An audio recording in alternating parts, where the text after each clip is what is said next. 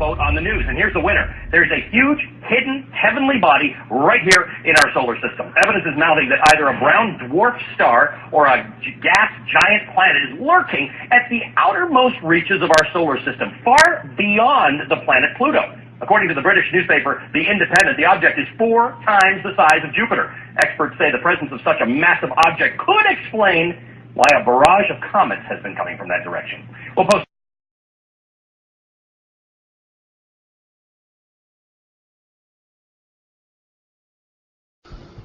Hi, my name is David Morrison. I'm a NASA space scientist, and I want to talk to you very briefly about Nibiru. I'm doing this because I received a note from a 12-year-old girl recently that said she wondered if the video I made 2 years ago was still valid, that she and her classmates were scared about Nibiru, and could I please explain, from a science point of view, why we know Nibiru is not real and is not a danger. You know, the simplest thing to say is just that there is no credible evidence whatever for the existence of Nibiru. There are no pictures, there's no tracking, there's no astronomical observations. Are we being primed, Gordon, for some major announcement? Well, that's the thing is, now, the Zetas say that the Council of Worlds has told the president, you've got to announce it. I say, everyone I tell that to goes, well, I'll eat my hat if the president ever announced that. But if he did, you can speculate that the first thing he would say is Ronald Reagan had an executive order that this is top secret, and every other president signed on, but now I'm going to be the one who's breaking that because everybody has to know. And what would he, well, we're coming up to the break. When we come back, speculate on what you think he would say, okay? With our special guest, Gordon James Gianninoto. And we're talking about Planet X. Now, he has sent us some interesting pictures that you should get up to coasttocoastam.com and just take a look at them and make up your own mind. And I'll be back in a moment on Coast to Coast AM. If you need to email me, that's George at coasttocoastam.com. Well, next hour, we'll take your phone calls with Gordon James Gianninoto as we talk about Planet X. And welcome back to Coast with Gordon James Gianninoto. Gordon, let's speculate a little bit on if there's an announcement of this planet. How will it be announced? Well, there's 2 lines of thought. One is from the Zetas that the Council of Worlds has told the president that he has to announce it. The other is my line of thought, which is that how can he not announce it? Because as Planet X comes closer and closer to the Earth, eventually it's going to come very close. It's going to be as large as the full moon, and it's going to grab the Great Atlantic Rift and pull it up. And people don't realize that the continents are granite and they float on the magma core, so they're just floating there. So the Great Atlantic Rift is a line of mountains right down the center of the Atlantic Ocean from Iceland to Antarctic, and there's an upwelling of magma right there. And as the North Pole of Planet X is in line with the sun, as Planet X is in line with the sun, and the North Pole is pointed at the Earth, it's every day when the Atlantic Ocean faces the sun, the Atlantic Rift gets pulled down towards Planet X, and then as the Earth continues to turn, it gets released, because when the North Pole of Earth starts going towards the North Pole of Planet X, then it gets pushed back. But so eventually what's going to happen is Planet X is going to grab the crust. It's going to be close enough that the crust will stop turning with the core. So nothing changes the core, and nothing changes the North Pole of Earth pointing up. But what's going to happen is Planet X is trying to go by, and the day it goes by, it's going to grab the crust and slide it up over the North Pole and then let go of it. And when it lets go of it, the new North Pole is going to be the eastern tip of Brazil, Recife, Brazil. And there's going to be 600-foot tidal waves followed by the tail of Planet X brushing the Earth with all these rocks, which was one of them was the meteor over Russia. So you're talking catastrophe here. Absolute catastrophe. But the thing is that after that, with no governments and no religions and no economy, the unselfish ETs are going to come and give unspecified help to unselfish survival communities. So, because people say, well, all the nuclear reactors are all on fault all over the world, but, they could transmute the half-life of plutonium from 125,000 years to 1.25 seconds. So, but they haven't said what they're going to do because we're supposed to be taking some responsibility for ourselves. So, what's the timetable on this? Well, see, that's the thing. There isn't a timetable, and that's the number one question everyone asks. Well, when is this going to happen? But the thing is it could happen at any time. The only country that's taken any provision is China, which has built these ghost cities because remember I had said that the southeastern China plate was going to be sinking. Well, Jakarta, Indonesia, parts of it are 85 feet below sea level. That sinking is almost 70% complete in that tip of the Southeast Asian plate. But all the other earth changes have stopped. And I was talking to Nancy on the phone. And I said, that I heard that these metal boxes were found on the beaches in Oregon and they were vibrating. And I said, I think there's extraterrestrial devices. And Nancy started saying, no, I've told you before, there's no extraterrestrial devices on Earth. And all of a sudden the Zetas broke through Nancy, and speaking through her to me, they said, this is absolutely true. And she later wrote about this, and this was, you remember, people have said, well, there weren't any boxes, or it was a hoax, or whatever, but it is true. On all the faults of the Earth, there are tens of thousands of these boxes vibrating, and what they're doing is, instead of letting the movement of the plates, because the roiling of the magma deep in the core of the Earth is causing these quakes and these other shifts. The north end of South America is going to move to the west. The north end of Africa is going to move to the east. The Atlantic is going to get wider. The Pacific is going to get narrower. So there's all these things. And the Zetas had said there was an event calendar, and 7 was preliminary Earth changes, 8 was massive social change, and 9 was worldwide volcanoes, earthquakes, and sinkings. And so anyway, these metal boxes have put that off, and the reason why is because they want to have the massive social change. And you can imagine if the president does announce it, of course there's going to be massive social change. Well, if it's going to happen, will he announce it? To me, it sounds like he's compelled to. Well, that's my thinking, is because when it finally separates from the sun far enough that you can see it with your naked eye. Now, I've said I've gone out, my wife has gone out, I've got hundreds of pictures of two suns in the sky that I took myself. Now, if I can do that, then anyone can do that.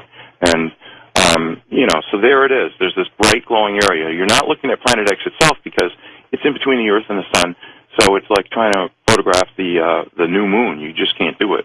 But it's got a 5 million mile long or 10 million mile long. It's really, it's a long tail, twin-stranded, stretching towards the Earth because of static electricity. So Planet X is not going anywhere. It's sitting there, and the clump of 4 planets, the dark twin, Venus, the Earth, and Planet X, are still rotating around the Sun, but they're not moving in relation to each other. And the tail is stretched towards the Earth, so that rock that came down over Russia and the other ones that were seen over San Francisco and Cuba and Japan are all from the tail of planet rocks, and there's trillions of them. So this is going to be a big disaster. So when the president announces it, and I mean, I'm not sitting in his office privy to whatever they're deciding, but I can tell you this. They really don't want people to he's not going to use the word Planet X because that's the term that the Zetas have used and that is on Zeta Talk is Planet X. That's panic time, right? So they don't want people to run to Google, do a search, and go, oh, look, there's a woman in Wisconsin who's been in telepathic contact with extraterrestrials, because that reveals two things. We're about to have giant disasters, and second of all, there are extraterrestrials who have been telling the truth since 1995.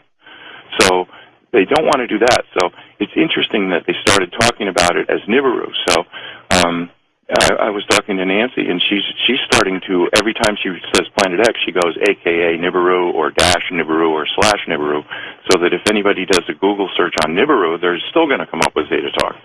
So he's going to say, look, Reagan signed an executive order making it top secret. Every president signed on. But I'm such a humanitarian that I'm telling you that there has been a planet between the Earth and the Sun for 9 years, and why not? I mean, if it separates from the Sun, where every single person on Earth looks up and goes, "Oh my God, what's that?"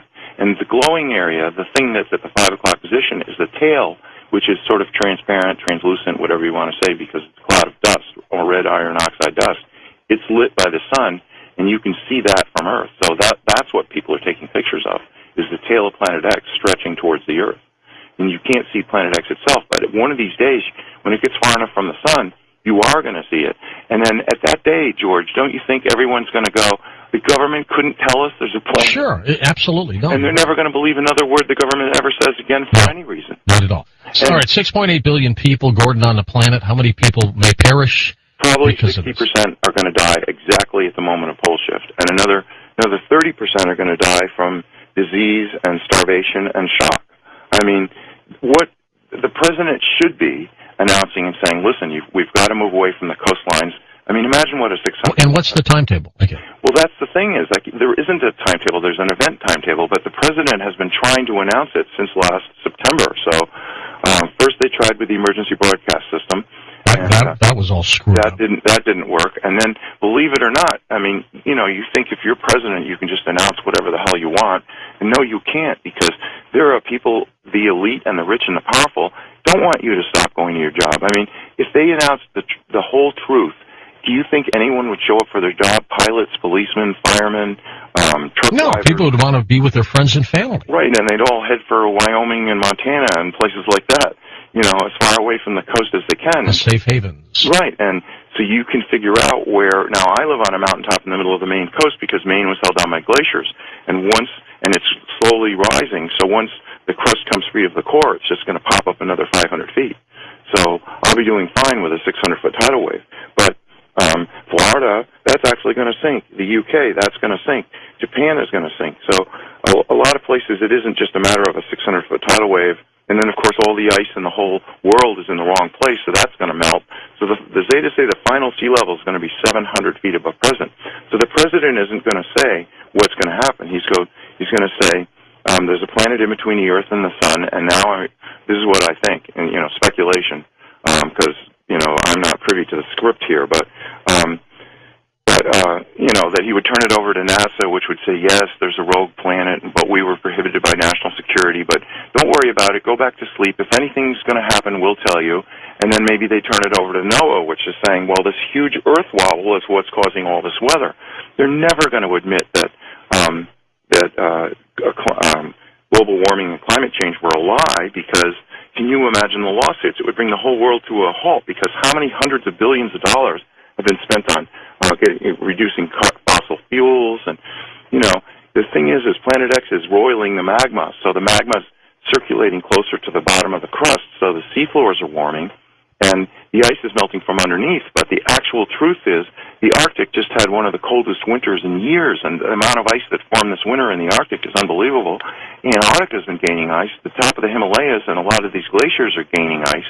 So this whole global warming thing, they're never going to use that phrase again. They would rather die than say global warming. So, you know, I don't know how he's going to put it, but my opinion is he's got to announce it. And meanwhile, the government is doing all these strange things, like ordering 1.2 billion rounds of hollow point ammunition. They're going to arm these Social Security employees, and the National Weather Service employees are all going to be packing with hollow point bullets. I mean, come on, who thinks you know, that's normal? What are they expecting? And, you know, of course there's going to be some people who are going to riot and steal and loot and God knows what. Well, things could be out of control. Right, they could be out of control. But yet, if they do announce it, then people will go, well, this is something that we're all facing together. Let's work together to save as many people as possible. But they've got to do it sooner than later. Now, I live on a mountaintop. I heat with wood. I've got an outhouse. I'm ready for no electricity and no fuel. You know, I live in a forest. I've got wood all around me.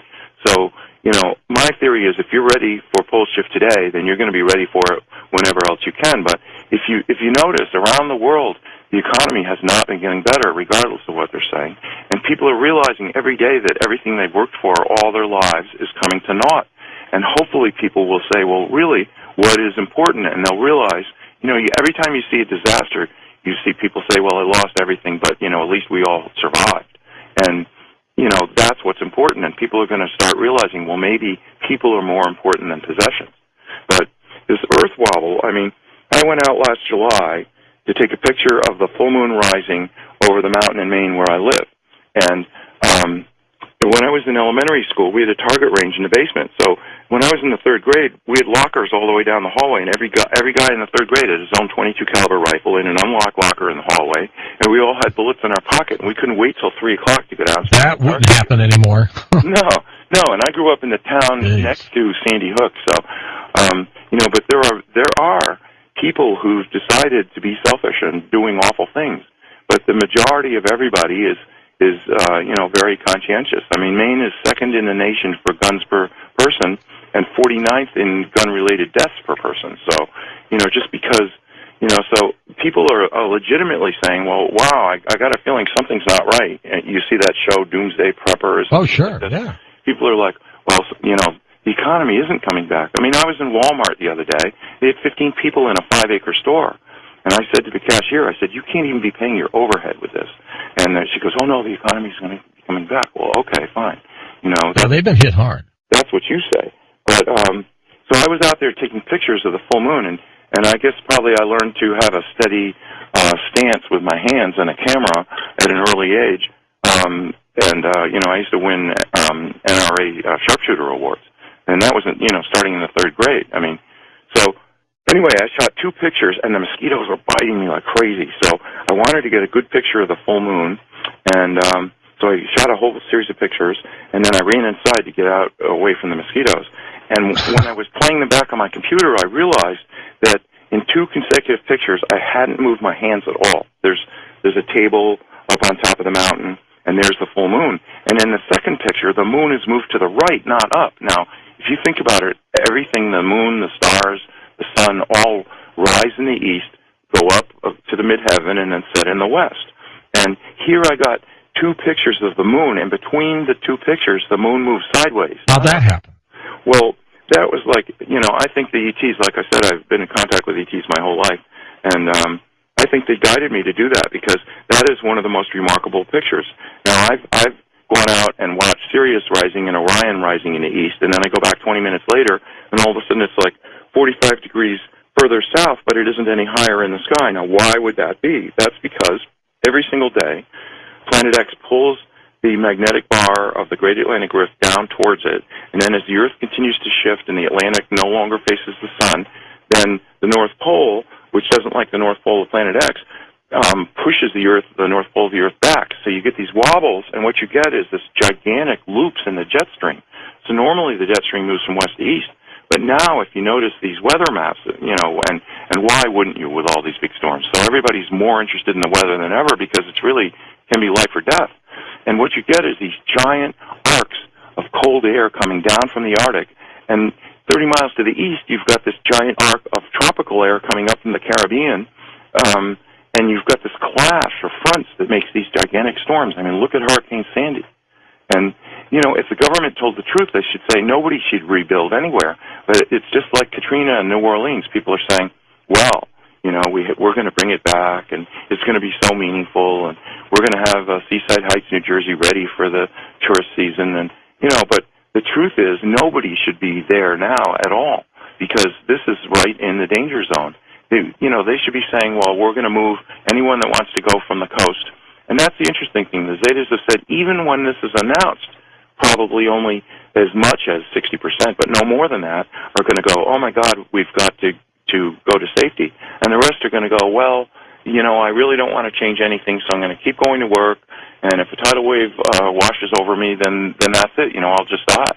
Well, okay, that's what this life is like. You're entitled to be a skeptic. You're entitled to be in denial, and you're entitled to die in it, but there's no reason for you to do that. Hold on for a second, Gordon. We're coming back for phone calls with you next on Coast to Coast AM. Indeed, and we're going to take your phone calls when we come right back on Coast to Coast AM. And welcome back to Coast. Gordon, are you saying then in our solar system we've got a dark twin to Earth, we've got a burned-out binary star, and we have Planet X? No, the binary star is quite a distance away. That's why it takes 3,657 years for Planet X to return. So it's something we've never seen because it's burned out, but it is a huge body, and that's where it started. And evidently, Planet X has been coming here at least 2 billion years. So, it wasn't that the Anunnaki were always there. They reached a point where they decided they wanted to powder the gold and put it in their atmosphere to keep the planet a little bit warmer. It's got giant hot magma in its core, and it's got water, which has the highest specific heat of any substance in the universe, so it holds heat. It takes longer to heat water than anything in the universe, and water holds heat longer than any. So, but they were getting cold, so that's where the whole quest for gold came from, is from that. And Richard Hoagland has said that, and he's a guest on your show quite often. Quite a bit. He said that Phobos is a spaceship because it's hollowed out and it's got chambers in it because they use ground-penetrating radar. But actually, Phobos is one giant gold nugget, and the Anunnaki since they came back, have been mining it with robots. That's got to be worth something. Oh my God! So but if anybody thinks I'm making this stuff up, I mean, go do a search in Wyoming.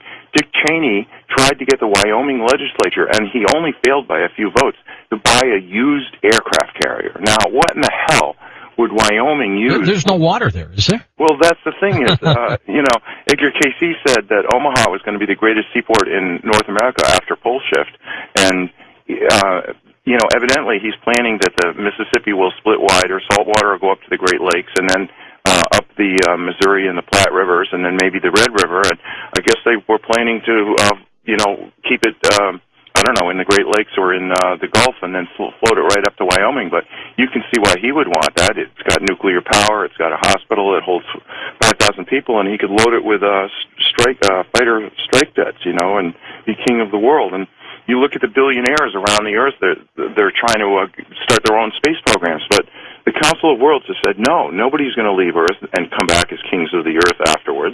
No, they're all going to have to go through it, and whether you're a billionaire or not, you're going to have to roll up your sleeves. So, you've heard of the idea of these deep underground bunkers everybody was going to head to. Yeah. But, how well are they going to survive in 10-plus power earthquakes? So they're not. But then, after pole shift, at the hour of pole shift, when the tidal waves start, then everyone's going to, after that, there won't be any earthquakes, so people are going to want to be underground, because how are you going to survive this fall of rocks? Okay, let's go to the phones. You to vote on the news, and here's the winner. There's a huge, hidden, heavenly body right here in our solar system. Evidence is mounting that either a brown dwarf star or a gas giant planet is lurking at the outermost reaches of our solar system, far beyond the planet Pluto. According to the British newspaper The Independent, the object is 4 times the size of Jupiter. Experts say the presence of such a massive object could explain why a barrage of comets has been coming from that direction. We'll post. Planet X is a very controversial subject, but when we study it, we find that it may hold answers to some of life's most perplexing questions. Everything from evolution to how we came about as a species, to current Earth changes and what might lie ahead for us in the future. My name is Robert Sepper, and this video is my attempt to explain some of these mysteries. To understand everything thoroughly, we must start from our past.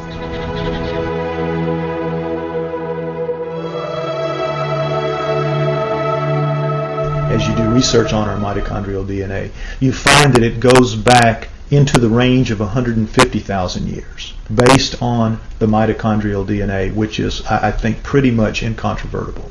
If we're 150 to 200,000 years old, that throws a huge, gigantic wrench into the establishment position that we evolved from creatures that were walking upright approximately 4 million years ago. The early Australopithecines, Lucy, everyone is familiar with her, at around 3.2 to 3.5 million years ago, and they're finding new ones all the time. And all they say is to qualify as human is to be upright walking. If you're an upright walking pre-creature, you're called a pre-human. And even though all of those creatures, right through Neanderthal, from Lucy at 4 million years ago, right through the Homo habilis, Homo erectus, Neanderthal to Cro-Magnon, right up to Cro-Magnon, all of those creatures don't look anything like human beings as we are today. They are as different from us as primates. In fact, they look like primates. They look like upright walking primates. Up through Neanderthal, back to Lucy, and whatever's going to come before her. What could make something change so radically, literally overnight, in anthropological terms, and be anything remotely associated with Darwinism?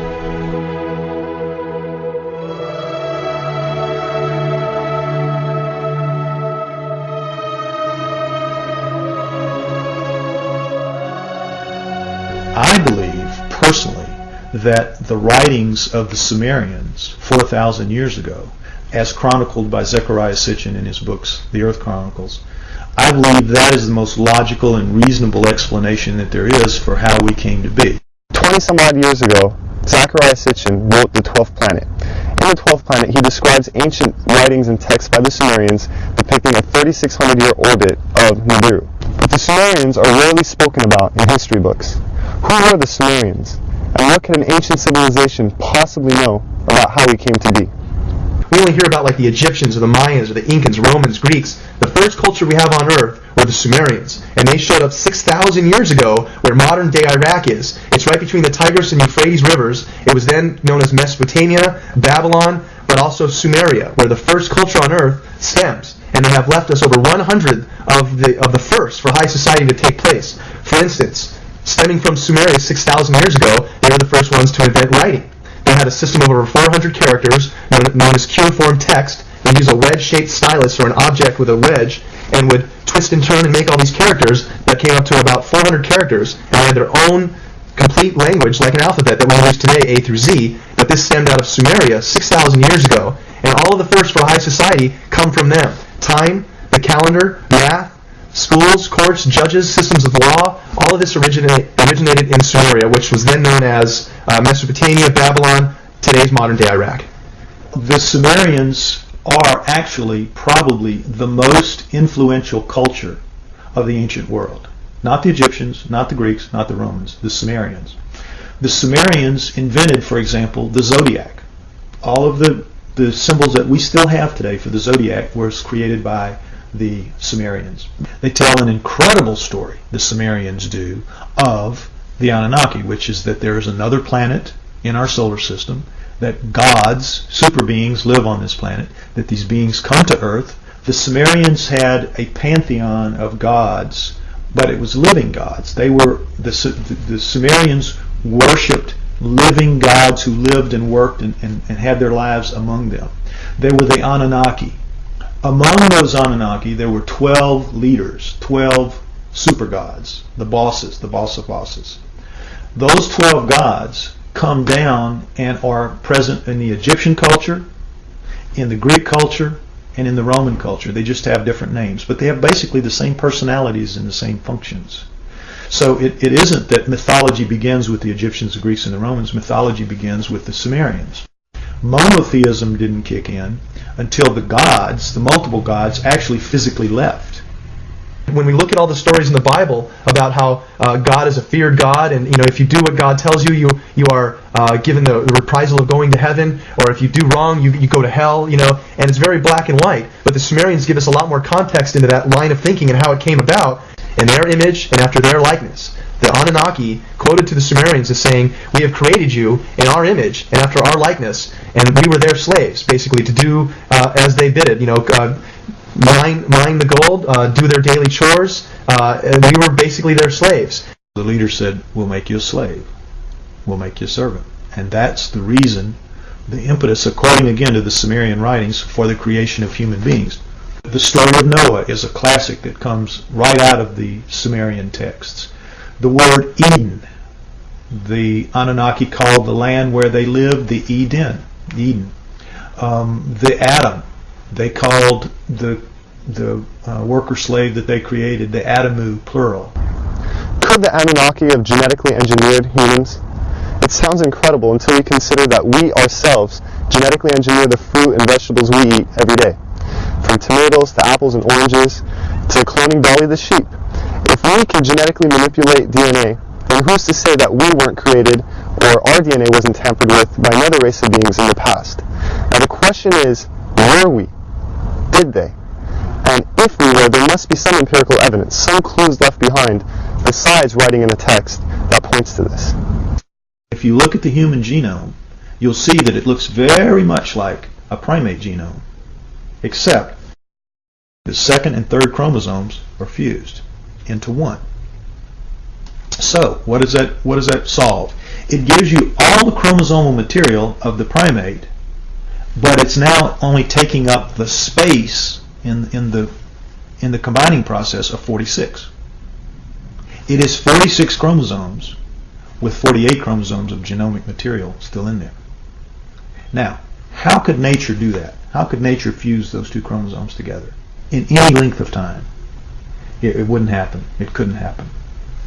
That was done. According to Sitchin, we were created genetically by the Anunnaki as a worker to mine gold for them, to serve them.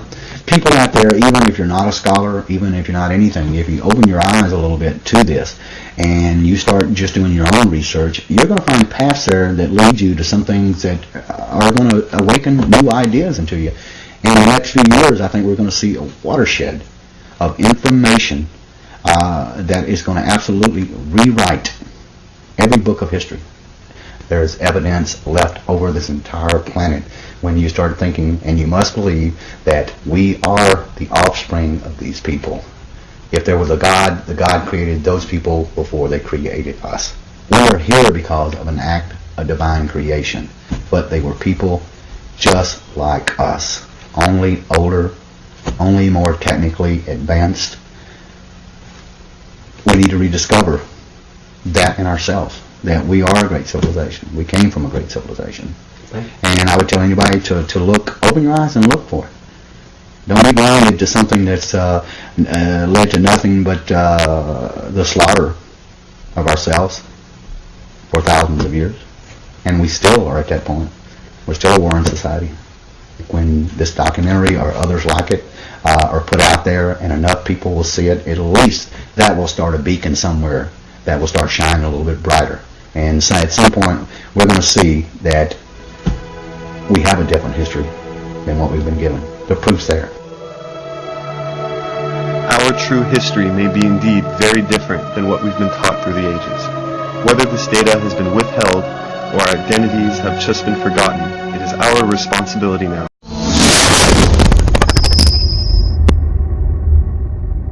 Vote on the news, and here's the winner. There's a huge hidden heavenly body right here in our solar system. Evidence is mounting that either a brown dwarf star or a gas giant planet is lurking at the outermost reaches of our solar system, far beyond the planet Pluto. According to the British newspaper The Independent, the object is 4 times the size of Jupiter. Experts say the presence of such a massive object could explain why a barrage of comets has been coming from that direction. We'll post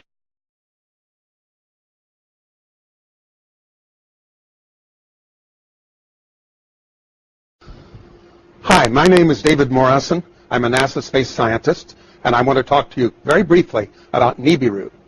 I'm doing this because I received a note from a 12-year-old girl recently that said she wondered if the video I made 2 years ago was still valid, that she and her classmates were scared about Nibiru, and could I please explain, from a science point of view, why we know Nibiru is not real and is not a danger. You know, the simplest thing to say is just that there is no credible evidence whatever for the existence of Nibiru. There are no pictures, there's no tracking, there's no astronomical observations. Are we being primed, Gordon, for some major announcement? Well, that's the thing is, now, the Zetas say that the Council of Worlds has told the president, you've got to announce it. I say, everyone I tell that to goes, well, I'll eat my hat if the president ever announced that. But if he did, you can speculate that the first thing he would say is Ronald Reagan had an executive order that this is top secret, and every other president signed on, but now I'm going to be the one who's breaking that because everybody has to know. And what would he, well, we're coming up to the break. When we come back, speculate on what you think he would say, okay? With our special guest, Gordon James Gianninoto. And we're talking about Planet X. Now, he has sent us some interesting pictures that you should get up to coasttocoastam.com and just take a look at them and make up your own mind. And I'll be back in a moment on Coast to Coast AM. If you need to email me, that's George at coasttocoastam.com. Well, next hour, we'll take your phone calls with Gordon James Gianninoto as we talk about Planet X. And welcome back to Coast with Gordon James Gianninoto. Gordon, let's speculate a little bit on if there's an announcement of this planet. How will it be announced? Well, there's 2 lines of thought. One is from the Zetas that the Council of Worlds has told the president that he has to announce it. The other is my line of thought, which is that how can he not announce it? Because as Planet X comes closer and closer to the Earth, eventually it's going to come very close. It's going to be as large as the full moon, and it's going to grab the Great Atlantic Rift and pull it up. And people don't realize that the continents are granite and they float on the magma core, so they're just floating there. So the Great Atlantic Rift is a line of mountains right down the center of the Atlantic Ocean from Iceland to Antarctic, and there's an upwelling of magma right there. And as the North Pole of Planet X is in line with the sun, as planet X is in line with the sun and the North Pole is pointed at the Earth, it's every day when the Atlantic Ocean faces the sun, the Atlantic Rift gets pulled down towards planet X, and then as the Earth continues to turn, it gets released, because when the North Pole of Earth starts going towards the North Pole of planet X, then it gets pushed back. But so eventually what's going to happen is planet X is going to grab the crust. It's going to be close enough that the crust will stop turning with the core. So nothing changes the core, and nothing changes the North Pole of Earth pointing up. But what's going to happen is planet X is trying to go by, and the day it goes by, it's going to grab the crust and slide it up over the North Pole and then let go of it. And when it lets go of it, the new North Pole is going to be the eastern tip of Brazil, Recife, Brazil. And there's going to be 600-foot tidal waves followed by the tail of planet X brushing the Earth with all these rocks, which was one of them was the meteor over Russia. So you're talking catastrophe here. Absolute catastrophe. But the thing is that after that, with no governments and no religions and no economy, the unselfish ETs are going to come and give unspecified help to unselfish survival communities. So, because people say, well, all the nuclear reactors are all on faults all over the world, but, they could transmute the half-life of plutonium from